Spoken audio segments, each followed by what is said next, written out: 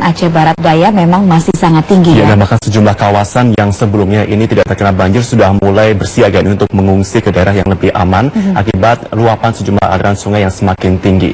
Dan banjir yang melanda wilayah Aceh semakin meluas, terutama di Aceh Barat Daya, dan sejumlah kawasan yang berada di kawasan pesisir Aceh Barat Daya masih tergenang air hingga 1,5 meter. Ribuan rumah warga di 9 kecamatan masih terkepung banjir pasca banjir bandang Jumat malam lalu. Salah satunya di desa Ujung Pandang, Kecamatan Jombang, dan selain tenggelam rumah, sejumlah sekolah juga terpaksa diliburkan.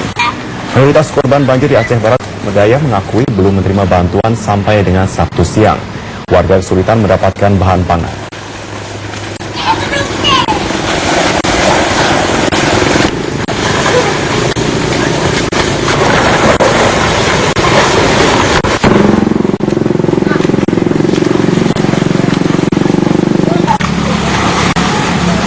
Sementara itu,